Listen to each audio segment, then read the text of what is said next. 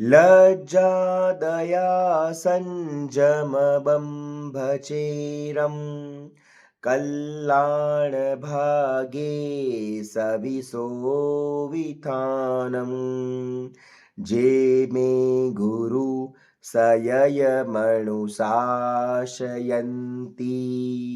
तेहं गुरु सययम पूजयामि तेहं गुरु सययमपूजयामि तेहं गुरु सययमपूजयामि।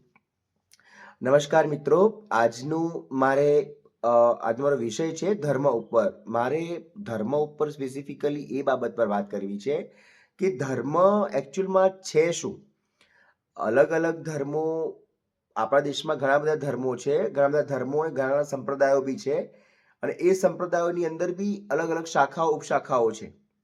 આપણે એમાં નથી જતા, બટ ધર્મ એ શું છે એ દરેક વ્યક્તિએ સમજવું જરૂરી છે. ધર્મ એ કોઈ કોઈ વસ્તુ નથી કે લાઈક તમે કોઈને વળગી રહો છો તો તમે ધર્મ પાળો છો, તમે કોઈક સારું કામ કરો છો તો તમે ધાર્મિક છો. આ સ્થૂળ રીતે સાચું છે કે તમે કોકને હર્ટ નથી કરતા, તમે મંદિરમાં જાઓ છો, તમે માળા ફેરો છો, તમે ભજન કરો છો, તમે પ્રાર્થના કરો છો, તમે ભક્તિ કરો છો. આ બધું સ્થૂળ રીતે ધાર્મિક રીતે તમે ધાર્મિક છો એવું લોકોને લાગે કે તમે ધાર્મિક છો સ્થૂળ રીતે, પણ હકીકતમાં જોવા જઈએ તો આગમનો એક મસ્ત શ્લોક છે આમાં પ્રાકૃત ભાષામાં. ધમ્મો મંગલ મુક્તિઠ્ઠમ અહિંસા સંજમોત્તવો દેવા વિત્તમ નમસ્સંતિ જસ્સ ધમ્મે સયામણો. આમાં ગ્રંથકાર એવું કહે છે કે ધમ્મો મંગલ મુક્તિઠ્ઠમ, ધર્મ એ ઉત્કૃષ્ટ મંગલ છે. પણ કયો ધર્મ? આમાં ગ્રંથકારે કોઈ સ્પેસિફિક ધર્મનું નામ નથી લીધું કે તમે આ અલાફલા ધર્મ પાળો છો તો એ મંગળ છે, બાકી બધા મંગળ નથી, એવું કોઈ આમાં સ્પેસિફિક મેન્શન નથી કર્યું. તો શું માનવું? તો ધર્મ કોને, તો સાચો ધર્મ કયો? તો એને ગ્રંથકારે સાચા ધર્મની વ્યાખ્યા આપતા એવું કહ્યું કે અહિંસા સંજમો તવો, યાની કે અહિંસા, સંયમ અને તપ.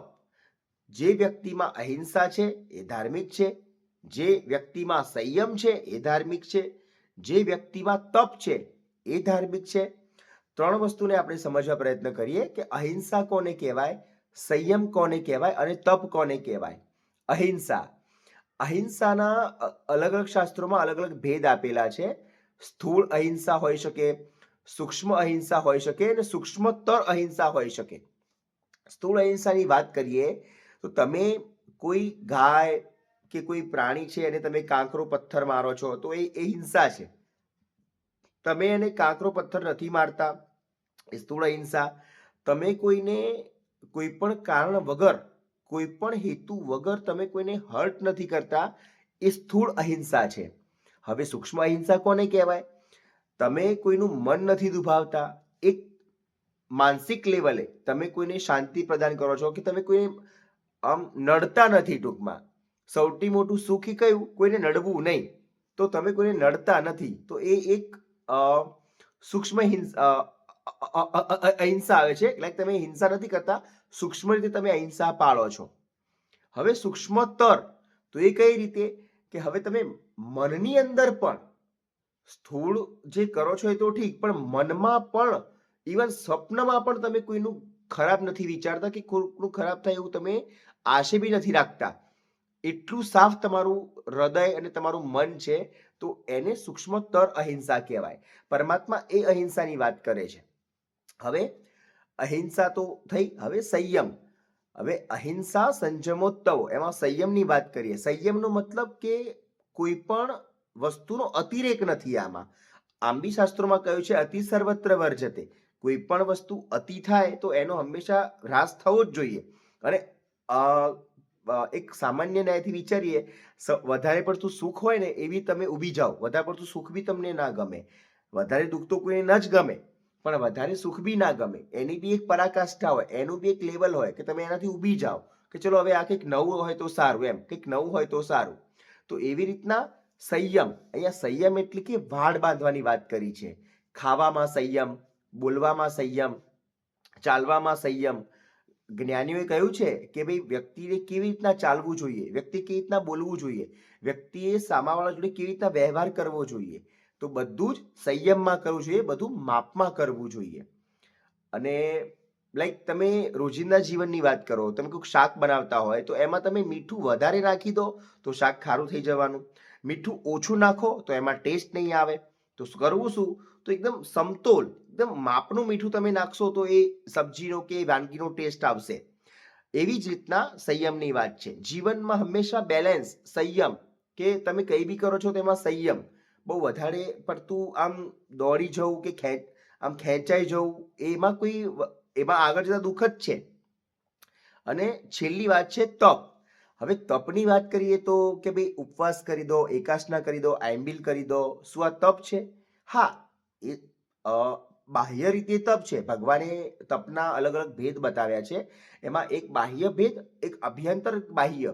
બાહ્ય તમે ઉપવાસ કરો, આયંબિલ કરો, તમે તમારા શરીરને સૂકવી નાખો, તમે તમારી ઇન્દ્રિયને ક્ષીણ કરી નાખો, એ તપ તો ખરું જ.